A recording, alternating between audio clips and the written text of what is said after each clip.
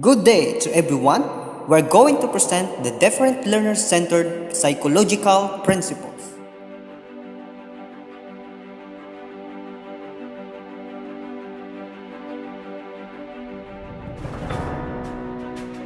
Number 1. The learning of the complex subject matter is most effective when it is an intentional process of constructing meaning from information and experience. For example, inside of the classroom, teacher can give the topic while students take note and construct and share what they have learned.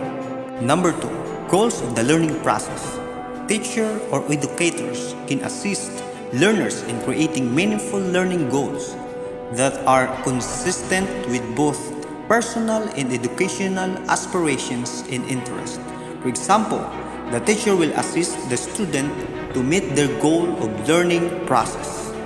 Number 3. Construction of knowledge. The successful learner can link new information with existing knowledge in meaningful ways. Educators can assist learners in acquiring and integrating knowledge. For example, students will construct the knowledge through concept mapping to widen their understanding about the topic.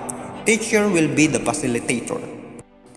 Number 4. Strategic thinking. The successful learner can create and use a repertoire of thinking and reasoning strategies to achieve complex learning goals. They understand and can use a variety of strategies to help them reach learning and performance goals. For example, students will present the task that they construct, which is the mind mapping, and they present it to the class.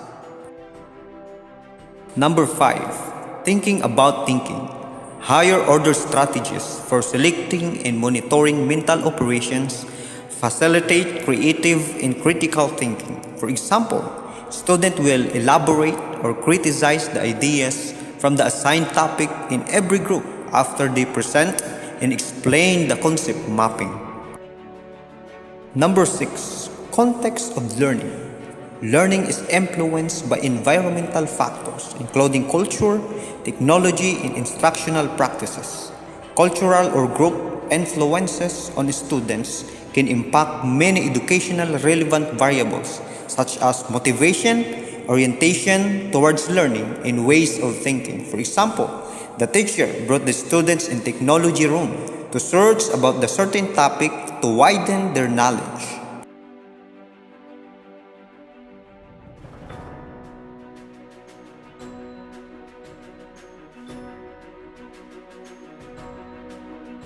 Number 7.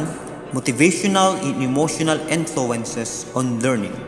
Motivation to learn, in turn, is influenced by individuals' emotional states, belief, interest in goals, and habit of thinking. For example, before the teacher will present his main topic, teacher can show some pictures for brainstorming to get the attention of his students as a preparation for the next discussion.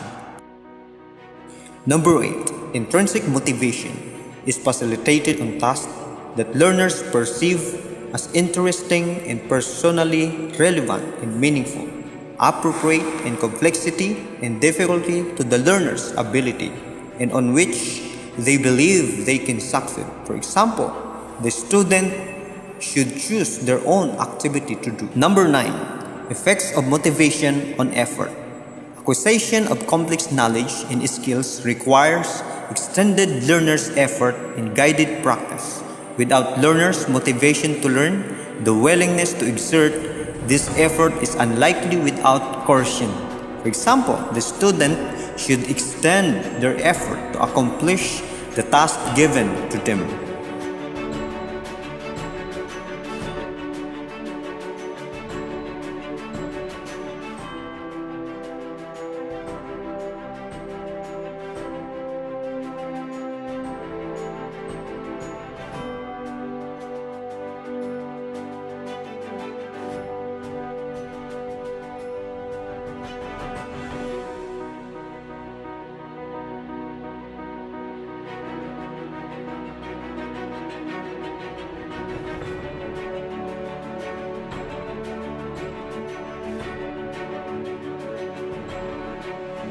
Number 10. Developmental influences on learning.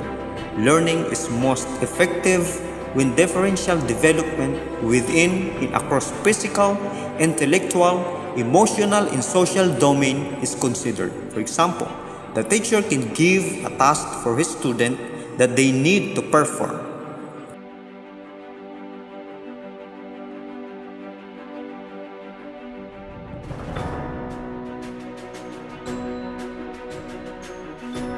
Number 11. Social influences on learning.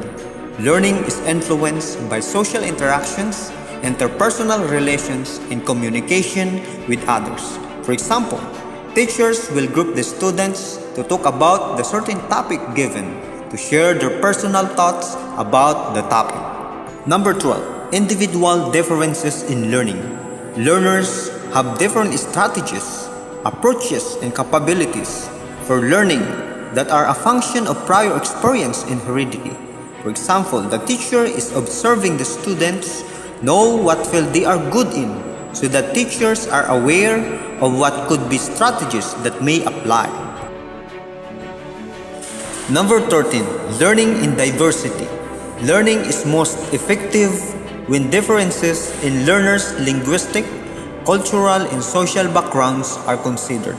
Example, thinking using elaboration is an essential skill for intercultural incompetence because it requires students to develop ideas about similarities and differences in how those differences impact everyday life. Number 14. Standard in assessment. Setting appropriately high and challenging standard in assessing the learner as well as a learning progress, including diagnostic, process, and outcome assessment are integral parts of the learning process. Example, the teacher gives the examination to assess the learning progression of the students. Thank you so much for watching. I hope you learned something from our video presentation.